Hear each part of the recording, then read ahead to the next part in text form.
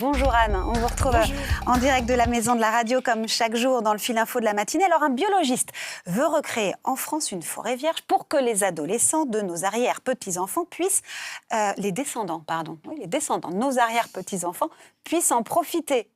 Oui, c'est un projet à long terme, à très long terme, qui risque de prendre au moins 500 ans. Effectivement, le botaniste Francis Allais souhaite recréer en France une forêt primaire, donc vierge de toute intervention humaine. Il détaille son projet dans un livre qui sort aujourd'hui. Ce serait une forêt dans laquelle l'homme ne mettrait jamais les pieds pour chasser, ni pour couper des arbres, ni même pour se balader librement, comme dans la forêt de Białowieża en Pologne, qui est aujourd'hui la dernière forêt primaire d'Europe.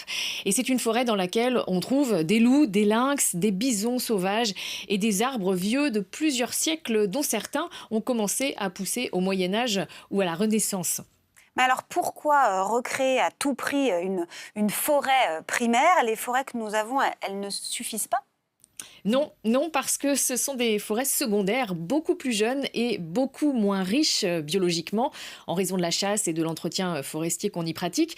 Or, pour Francis Allais, une forêt primaire, intacte et ancienne, c'est d'abord beaucoup plus beau, avec des arbres immenses de 35 mètres, et puis c'est également un réservoir de biodiversité précieux pour les générations futures.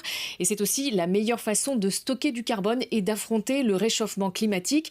Les arbres nous ont précédés, dit-il, et ils ont connu d'autres périodes de changement climatique. Ils sont tout à fait capables de s'adapter à condition qu'on les laisse faire. Et très concrètement, à quel endroit elle pourrait voir le jour, cette forêt?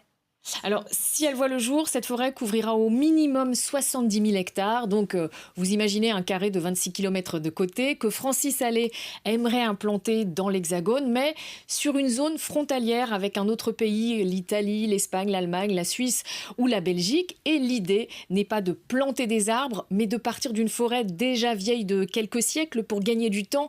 Donc, il faut désormais identifier cette forêt qui pourrait être le point de départ idéal de la forêt primaire française. Les porteurs de ce projet espèrent que les conditions sanitaires leur permettront d'aller rapidement enquêter sur le terrain. Merci Anne Le Gall pour ce billet science. Je précise que le manifeste de Francis Allais pour cette forêt primaire en Europe, il est publié aujourd'hui chez Actes Sud. À demain Anne. À demain.